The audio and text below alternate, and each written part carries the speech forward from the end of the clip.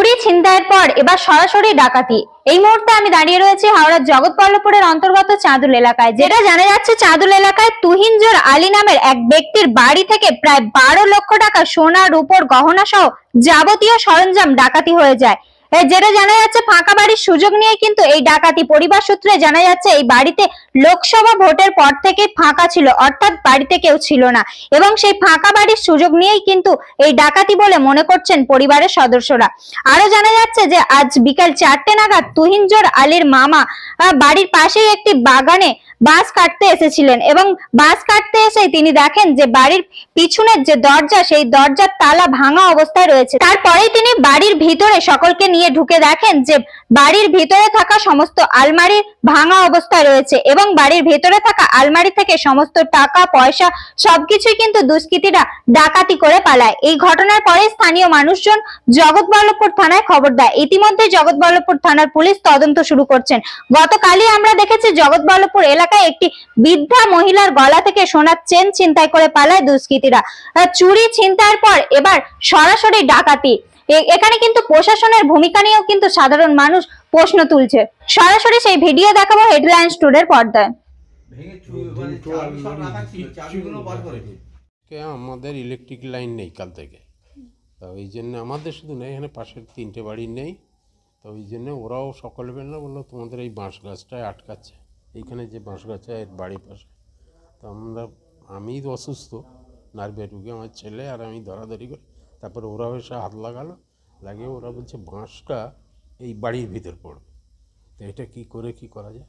ঠিক আর কদিন আমরা এই রাস্তা দিয়ে আসছিল না, পূব দিক দিয়ে ওই টালি ফেলেছি পায়ে লাগে, সেই আমরা এই পাশ দিয়ে যাতায়াত করেছি, ছেলেও যাতায়াত করেছে। তো আজকে হঠাৎ আসার সময় দরজাটা যে পরিমাণ লাগানোর কথা মাঝখানে না থেকে একটু যেন সাইডে, তা আমি দেখে চলে গেছি, গিয়ে ওই মাছ কাটছি আর ওরা হেল্প।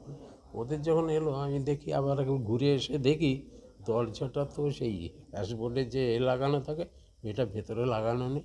কী হলো তা বলে আমি মানে টানতেই খুলে গেল। এমনি ওরা তালা দিয়ে যায়নি। তারপরে বাইরে বেরিয়ে মানে ভেতরে ঢুকেই দেখি তালাটা পড়ে আছে, তালাটার মুখটা ভাঙা। কিন্তু তাহলে তো ভাঙা, যাই হোক বাঁশটা ধরে তাড়াতাড়ি নামিয়ে নিয়ে ওদের বললাম যে, ওরাও তখন চলে গেছে, ওদের আবার তাড়াতাড়ি বললাম এই সাংঘাতিক ব্যাপারে। হ্যাঁ, তারপর আমার ছেলেকে বললাম এই দরজাটা দেখতো টেলে। হ্যাঁ, ওখানে জলের একটা বোতল ছিল, এই ঠান্ডা জলের, তা সেই বোতলটা এখানে এ তো থাকে ফ্রিজে, তো এলো কেন, এটা সন্দেহ হলো। আমি দেখতো ঘরটা টেলে, তা বললে কই তালা নেই। আমি তালা এদিকটা তালা, আমি এলে এদিকে তালা আছে, অথচ ওটা ঠেলতেই খুলে গেল। তাহলে তো কেউ, তারপরে ওই এলো, আমি তো অত তাড়াতাড়ি চলতে পারিনি, এসে তুলে বললে আব্বা তাড়াতাড়ি এসো, এখানে কি সাংঘাতিক দরজা ভাঙা। তারপরে এসে দেখি সব আলমারি ভাঙা, মানে দুটো ঘরেরই 4টে আলমারি ভাঙা। তারপরে বাড়িতে কেউ ছিল না, এ তো তালা দেওয়া, বাইরে মেন গেটে তালা দেওয়া, এদিকে তালা দেওয়া, দুটো ডবল তালা। আমার তো জানা নেই, আনুমানিক। এবারে আমরা কিছু গয়না দিয়েছিলাম, তারপরে ওনারা কিছু দিয়েছিল, তা সেই গয়নাগুলো সব এখানে আছে কিনা আনুমানিক আমার ধারণা প্রায় মানে দুজনের মিলে 8-10 ভরিতে হবে। রূপও অনেক ছিল। এখন তো দাম বেড়ে গেছে, এখন 8-10 লাখ, 10-12 উপর হয়ে যাবে।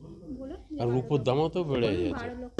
হ্যাঁ, এইরকম হচ্ছে না, নিজে বলুন 10-12 লক্ষ টাকার আন্দাজ। আচ্ছা, অত টাকা চুরি হয়েছে, মানে এখনকার দাম বেড়ে যাচ্ছে। আচ্ছা, আপনারা কি প্রশাসনকে জানিয়েছেন? আমরা ওই তো সিভিক, ওই তো থানাকে জানিয়েছি, পুলিশ এসেছে, তারাও দেখছে, ফটো তুলেছে। আচ্ছা, আপনারা কি অভিযোগ করবেন?